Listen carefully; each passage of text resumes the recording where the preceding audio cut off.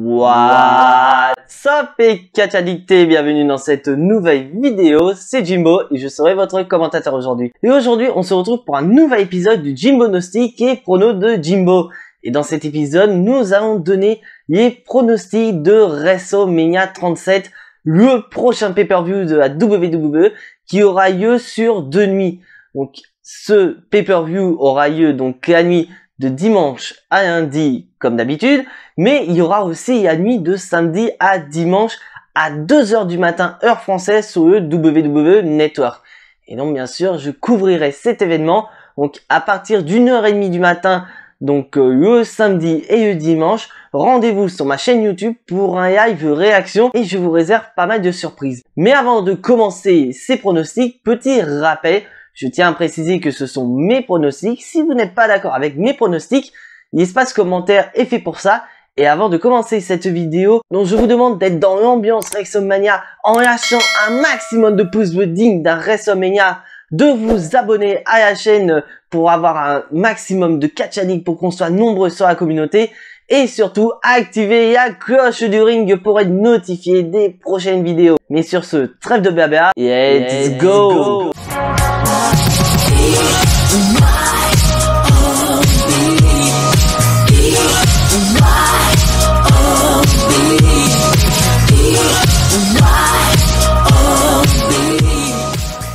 Alors, WrestleMania 37, le plus gros pay-per-view de l'année, le petit bijou de Mr. McMahon. Et c'est un WrestleMania qui est tout à fait historique. En effet, c'est un WrestleMania qui aura lieu sur 2 nuits. Parce que maintenant, WrestleMania, c'est trop long pour une seule nuit. Et d'un côté, je suis assez content, ça nous permet d'avoir un peu plus de matchs. Et ça nous donne vraiment l'impression que c'est un pay-per-view moins long. Et je trouve que c'est génial. Et autre point important, nous avons, depuis la crise sanitaire, enfin le retour des fans à un pay-per-view de la WWE. Donc la WWE compte autour de 25 000 fans par nuit de WrestleMania, mais ça reste quand même des fans. Ce sera pas des fans virtuels comme on a avec Thunderdome, ce sera vraiment de réels fans. Donc on aura vraiment des fans qui seront là pour nous crier des bullshit si c'est de la merde et des This is awesome si c'est un putain de match. Mais sur ce, on va commencer par le kick-off. Et on remarque qu'il n'y a pas de kick-off. Oui, en fait, le kick-off, c'est grosso modo lors de SmackDown parce qu'on nous a annoncé que les champions par équipe de kick-off, bon, on en a pas. On peut considérer que le kick-off, c'est à SmackDown où nous avons un Fatal 4-Way par équipe pour les titres par équipe de SmackDown. Moi, personnellement, si je devais donner mon pronostic par rapport à ce match, je voudrais bien les mystérieux qui remportent le match. Mais le problème, c'est qu'à SmackDown, j'aurais tellement voulu voir ça à WrestleMania que l'histoire continue à s'écrire. D'avoir un père et son fils qui deviennent champions, ça aurait été historique à la WWE. Donc effectivement, nous avons déjà eu des frères, notamment les Hardy Boys. Mais voir un père et son fils devenir champions, c'est tout à fait historique. Et nous avons, il y a bataille royale en honneur d'André Géant qui fait son retour. Personnellement, je m'en fous totalement quand tu vois les personnes qui sont dedans. Mais j'ai envie d'espérer que cette victoire à la bataille royale d'André Géant donne un push. Donc pour moi, je verrais bien Shinsuke Nakamura remporter le match. Mais sur ce, on va passer au premier match. Et je pense que ça va être l'opener de ce match. Parce que vraiment, la WWE veut placer la barre très très haute. Donc pour moi, cette année-là, il n'y aura pas 2, mais 3 main events de WrestleMania. Donc pour moi, il y aura effectivement les 2 derniers matchs de chaque nuit. Donc c'est-à-dire, je pense, ça va être Bianca Belair, Sasha Banks pour la nuit 1 et le triple menace pour le titre de champion universel pour la nuit 2. Mais le troisième sera l'opener pour moi parce que vraiment, faut que WWE marque le coup. Ça fait 1 an qu'on attend ça, avoir le retour des fans, même à quantité limitée, mais au moins des fans dans les stades de la WWE. Donc pour moi, le premier match va être Bobby Lashley contre Drew McIntyre. Et pour moi, je vous cache pas, c'est le seul match de WrestleMania pour lequel vraiment j'hésite sur le choix des champions. Je vais pas parler des rivalités dans chaque match, mais il faut dire quand même que on a quand même 2 catcheurs qui sont au sommet de la WWE, qui sont au sommet de leur roster. Et pour moi, j'ai du mal à me décider. Parce que d'un côté, j'ai envie d'avoir Drew McIntyre qui redevient champion, qui aille son moment de communion qu'il n'a pas eu l'année dernière à WrestleMania 36 en battant Brock Lesnar, son moment de communion avec le public. Et d'un côté, il y a Bobby Lashley qui a eu une putain de progression depuis 1 année. Parce que souvenez-vous, l'année dernière à WrestleMania, Le mec, il s'est fait battre de manière débile face à Aleister Black. Et là, cette année, il fait un des mini-events de WrestleMania, il est champion. Donc moi, j'ai pas envie de voir Bobby Lashley être traité comme un simple champion de transition pour Drew McIntyre. Mais malheureusement, je vais partir du côté logique plutôt que du côté du cœur. Je vais miser sur une victoire de Drew McIntyre qui redevient champion de la WWE. En revanche, j'espère sincèrement que WWE ne vont pas reléguer Bobby Lashley comme il y a fait avec le reste du Earth Business, c'est-à-dire Shelton Benjamin ou encore Cedric Alexander. Mais j'ai peut-être espoir de pourquoi pas avoir un certain catcheur qui peut soit intervenir durant le match ou soit après le match. Parce que je vous rappelle qu'il y a un catcheur qui n'a pas été annoncé et qui va louper donc WrestleMania, donc sa streak va être remis en cause. Il s'agit de Brock Lesnar. Pour moi, je verrais bien Brock Lesnar intervenir dans le match ou tout simplement intervenir après le match, mais surtout intervenir contre Bobby Lashley. J'aimerais trop voir cette rivalité venir entre Bobby Lashley et Brock Lesnar avec ou sans ceinture en jeu. Donc, dites-moi dans les commentaires si vous voulez voir un retour de Brock Lesnar à WrestleMania et qu'on ait le premier WrestleMania moment du retour des fans à la WWE. Et là maintenant, je vais tricher un petit peu, je vais mettre deux matchs en même temps. On va commencer par un Fatal 4-Way Tag Team féminin où l'équipe gagnante affrontera les championnes lors de la nuit 2. Donc pour le moment, je tiens à préciser que c'est un Fatal 4-Way, mais il y a quelques rumeurs que ça puisse se transformer en Fatal 5-Way avec l'intégration de Carmella et de Billie Kay. Mais bon, je vous cache pas, je vais aller très vite. Pour moi, je verrais bien Natalya et Tamina remporter le match et ainsi affronter les championnes Nia Jax et Shayna Baszler lors de la nuit 2. Mais lors de la nuit 2, je pense que les championnes vont rester championnes. Et je ne cache pas, il y a la division féminine, surtout tag team à la WWE, fait très mal à la WWE. Et on continue les matchs débiles avec Braun Strowman contre Shane McMahon. Mais à noter que c'est un match tout à fait historique. En effet, souvenez-vous du dernier match Steel Cage lors de WrestleMania? Vous vous en souvenez pas? C'est normal, parce que même moi, j'étais pas né quand on a eu ce match Steel Cage. Car en effet, en comptant ce Steel Cage match-là, ce sera le deuxième match en cage à WrestleMania. Le premier était à WrestleMania 2 entre Hulk Hogan et King Kong Bundy. Imaginez 35 ans qu'on n'a pas vu un match en cage à WrestleMania. Je suis d'accord, il y a les Hell in a Cell, mais ils sont pas considérés comme étant des matchs en cage. Donc c'est quand même assez étonnant. Mais j'irai pas dans les détails. Pour moi, je suis pas hypé pour ce match. C'est limite un des matchs avec le match tag team féminin qui me fait pas vraiment unanimité et c'est pas un match qui va me faire lever de mon siège en me disant oh my god quoi. Donc pour moi, sur le papier, ça donne vraiment l'impression que Braun Strowman pas favori, mais Shane McMahon a quand même rappelé lors du dernier épisode de Raw que c'est un McMahon. Donc on peut s'attendre à ce que Shane McMahon ait magouillé quelque chose, car c'est un Steel Cage match, il n'y a pas de disqualification. Donc on peut avoir des interventions contre Braun Strowman pour avantager Shane McMahon. Donc pour moi, je vais miser sur une victoire de Shane McMahon et Braun Strowman ira en rivalité avec le ou les personnes qui iront aider Shane McMahon. C'est tout ce que je vois et je verrais bien un petit Daba Kato qui puisse intervenir pour aider Shane McMahon et on se dirigerait sur un Daba Kato contre Braun Strowman. Peut-être dans le prochain pay-per-view qui est annoncé, qui sera Money in the Bank. Et maintenant, on passe sur des matchs que je trouve corrects. On a quitté les matchs débiles. On va passer sur un match tag team de Raw avec New Day contre AJ Styles et Omos. Pour moi, voilà, j'aime bien ce match-là, notamment avec l'élément qui peut donner la victoire ou non. Il s'agit de Omos. Pour moi, c'est juste pour ça que je suis hypé pour ce match, c'est de voir les débuts de Omos à la WWE. Imaginez Omos, premier match, il y a WrestleMania, match tag team, il remporte le match. Le mec, il sera Osef quoi. Donc pour moi, je pense que ça va être le cas. Donc je vais miser sur Omos et AJ Styles, nouveau champion tag team de Raw, tout simplement dans le but de donner à AJ Styles le dernier titre qui lui manque à son palmarès. Parce que je vous rappelle que AJ Styles est un ancien champion du monde, États-Unis et intercontinental. Donc il lui manque plus qu'un titre par équipe pour être Grand Slam Champions. Donc je pense que WWE vont donner les titres par équipe à AJ Styles et Omos dans le but de de couronner AJ Styles nouveau Grand Slam Champion. Ah oui merde, je vous ai dit qu'on sortait des matchs débiles. Ah non, j'en ai oublié un. The Miz et John Morrison contre Bad Bunny et Damien Priest. Donc je pense qu'on est tous d'accord. C'est un match qui nous fait pas hyper du tout. Déjà à la base ça devait être un match 1 contre 1 entre Bad Bunny et The Miz. Et donc WWE a décidé d'intégrer Damien Priest et John Morrison dans le match. Donc pour moi ça se voit, ça va être clair et net. Ça va être Damien Priest qui va faire le plus gros du travail et c'est Bad Bunny qui va en finir. Donc je vais miser sur une victoire de Bad Bunny et de Damien Priest parce que c'est souvent le cas à la WWE. Dès que tu as des célébrités à WWE, qu'est-ce qu'ils vont faire?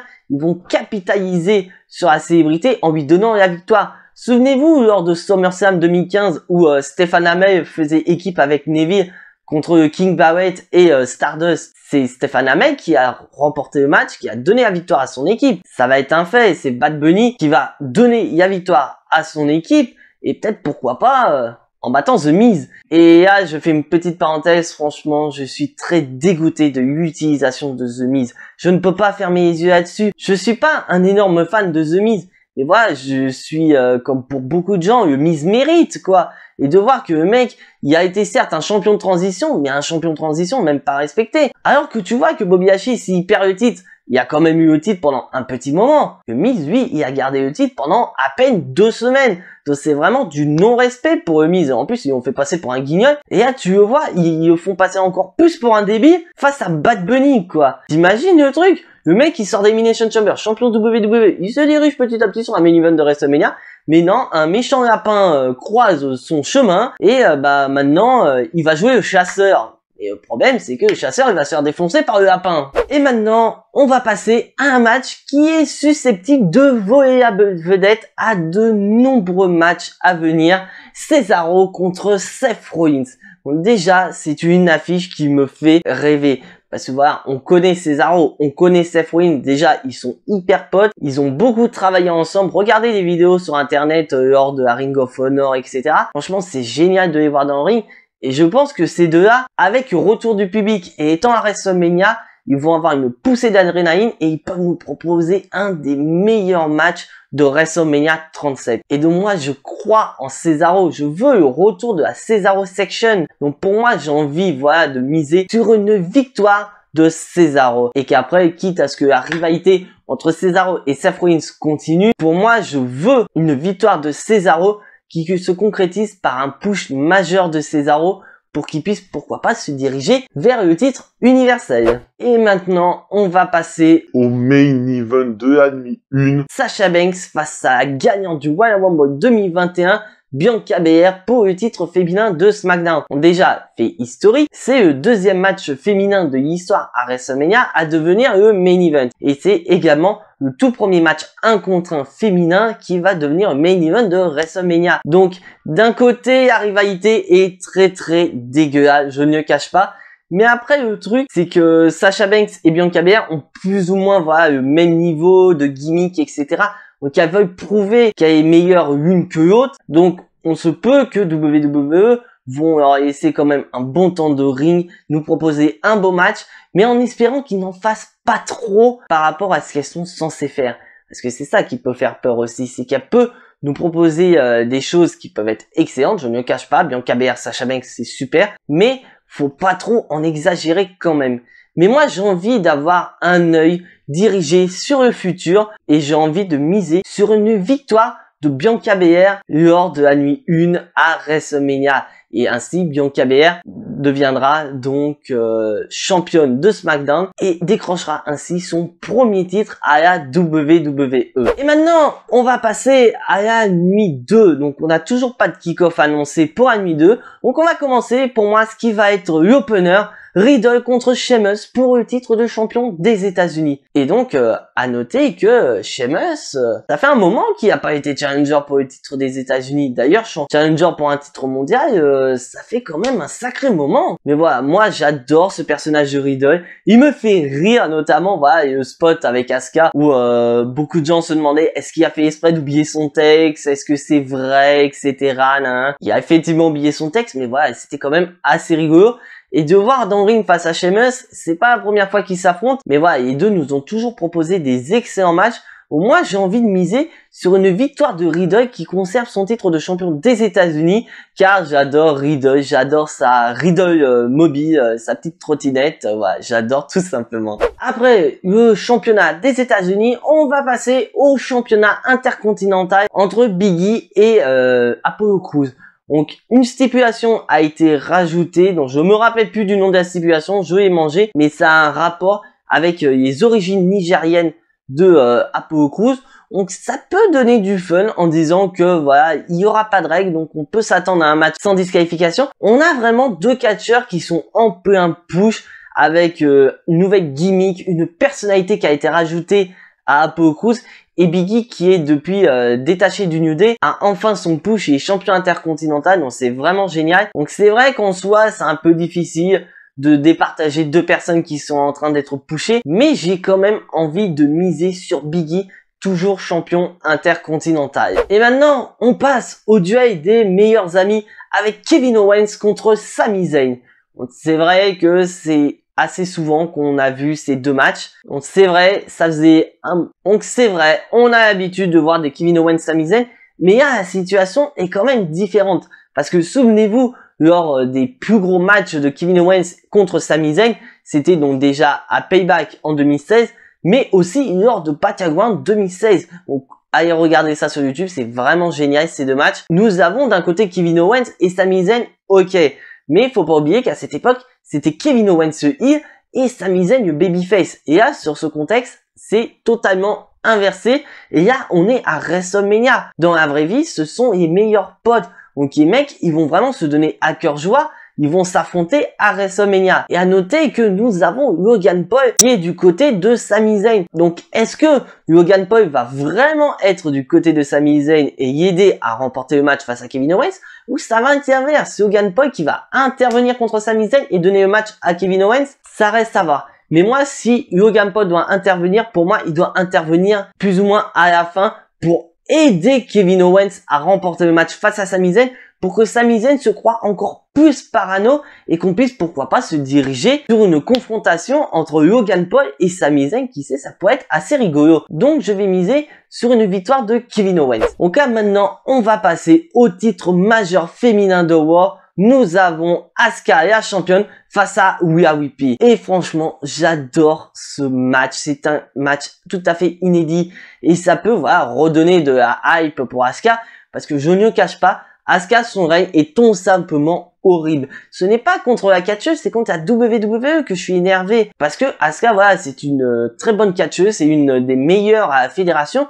Mais la WWE ont tellement craché dessus sur son règne qu'à quel point que c'était elle la championne de Raw, mais tout le monde s'en foutait. Imaginez quand Charlotte est revenue, tout le monde était devant Charlotte, alors que c'est Asuka quand même la championne, mais tout le monde s'en bat les couilles, frère. Et là, nous avons Rhea Ripley qui est arrivée de NXT, a fait un e-turn sur Asuka, et franchement, elle est bien lancée. Donc, faut vraiment que WWE capitalise sur ce push et donne la ceinture à Rhea Ripley. Sachant que lors de la première nuit de NXT, nous avons eu Raquel Gonzalez qui a remporté le titre face à Io Shirai. Il y a dans la nuit 1, j'ai pronostiqué Bianca Belair nouvelle championne de SmackDown. Donc imaginez Rhea Ripley qui remporte le titre. Nous avons tout simplement le futur de la division féminine qui est lancé. Donc j'ai envie de miser sur une victoire de Rhea Ripley et on est pourquoi pas le retour de la reine qui n'est pas annoncé à WrestleMania, qui puisse confronter Rhea Ripley et qu'on se dirige, pourquoi pas, sur une revanche entre Rhea Ripley et Charlotte Flair. Bon, là maintenant, on va passer sur un match où j'ai vraiment très peur. The Fiend contre Randy Orton. Donc, pourquoi je dis que j'ai peur? Parce que au moment où je tourne cette vidéo, aucune stipulation n'est ajoutée à ce match. Donc, on se dirige vraiment sur un match 1 contre 1 normal entre The Fiend et Randy Orton. Bon, déjà, j'ai rien à dire de particulier sur cette rivalité, sauf qu'elle est horriblement longue. Imaginez, elle date depuis TLC, nous avons eu 3 mois d'absence de The Fiend, et la rivalité, voilà, vers la fin, a commencé à mouilliner, et WWE a eu un peu de mal à créer, donc la WWE a eu du mal à avancer sur la rivalité entre The Fiend et Randy Orton. Donc déjà, le choix de la tenue de The Fiend est génial, voilà, un The Fiend brouillé, etc.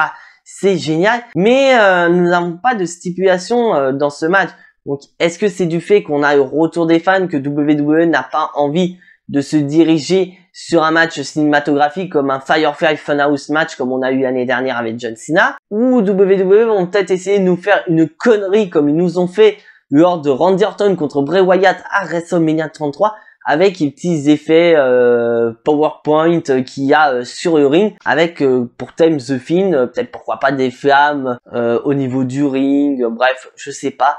Mais j'espère qu'ils vont pas faire de conneries. Mais pour ce qui est du vainqueur du match, bah moi personnellement, je vais miser sur une victoire de The Fiend. Parce que je trouverais ça un peu con que WWE ne fasse revenir un nouveau The Fiend pour qu'il perde une nouvelle fois face à Randy Orton. Mais par contre, désolé WWE, mais dès que c'est terminé ce match, ne continuez pas la rivalité entre The Fiend et Randy Orton. Faites-les séparer, que chacun aille de son côté. Et maintenant, on va passer au main event de la nuit 2. Daniel Bryan face au vainqueur du Royal Rumble Edge et le champion universel, le chef tribal Roman Reigns. Bah alors déjà, à la base, ça devait être un match 1 contre 1, mais Daniel Bryan a finalement réussi à s'incruster dans le match. D'ailleurs, beaucoup de gens en parlent sur les réseaux sociaux. Il y en a, ils sont contents, d'autres, ils sont pas contents de voir Daniel Bryan s'incruster dans le match. Donc, on peut analyser beaucoup de choses par rapport à cet ajout de Daniel Bryan. Est-ce que WWE chercherait pas à nous faire un remake de WrestleMania 30 avec un Daniel Bryan qui galère à aller dans le main event de WrestleMania? Il y parvient et il finit par gagner dans le but de faire renaître le Yes Movement. Ou autre cas, et je pense que c'est le cas le plus logique, est-ce qu'ils n'ont pas intégré Daniel Bryan dans le but de protéger Edge ou Roman Reigns, tout simplement? Parce que, souvenez-vous, quel est le meilleur moyen pour que la WWE puisse protéger ses catcheurs? C'est soit faire un finish de merde, ou tout simplement intégrer un autre catcheur pour que ce dernier subisse le tombé ou la soumission finale. Parce que, souvenez-vous du dernier triple menace à la WWE, c'était Elimination Chamber. Bobby Lashley défendait son titre dans un triple menace. Il a perdu son titre sans pour autant subir le tombé. Est-ce que ça a décrédibilisé? Pas du tout. Regardez, il fait opener de WrestleMania, il est champion WWE. Donc d'un côté, c'est a pour but, je pense, de protéger Edge ou Roman Reigns. Moi, j'ai envie de pronostiquer dans le raisonnable. Je vais pronostiquer Edge, nouveau champion universel, en faisant me tomber sur Daniel Bryan dans le but de protéger Roman Reigns. Mais après, vraiment, mon choix du cœur, ce serait vraiment que Daniel Bryan aille au bout de sa pensée, comme il avait dit précédemment, qu'il voulait faire taper Roman Reigns, qu'il a fait à Fastlane, mais personne ne l'a vu, et que là, il voudrait le faire devant 25 000 personnes lors de la nuit 2, c'est de faire taper Roman Reigns pour devenir champion universel et qui est son main event de WrestleMania. Mais j'y crois pas trop, donc je vais miser quand même sur une victoire d'Edge, nouveau champion universel, et qui est vraiment son WrestleMania moment qui récupère ce qu'il n'a jamais perdu. Donc voilà, c'est tout pour ce Jimbo Gnostiqué, prono de Jimbo pour WrestleMania 37. Si bien sûr tu n'es pas abonné à la chaîne, je t'invite à t'y abonner juste ici, activer la petite cloche pour être notifié des prochaines vidéos et surtout lâcher un maximum de pouces bleus digne d'un WrestleMania. Et donc on se retrouve samedi pour la review de SmackDown, on se retrouve dimanche pour la review de la nuit 1 de WrestleMania et lundi pour la review de la nuit 2 de WrestleMania.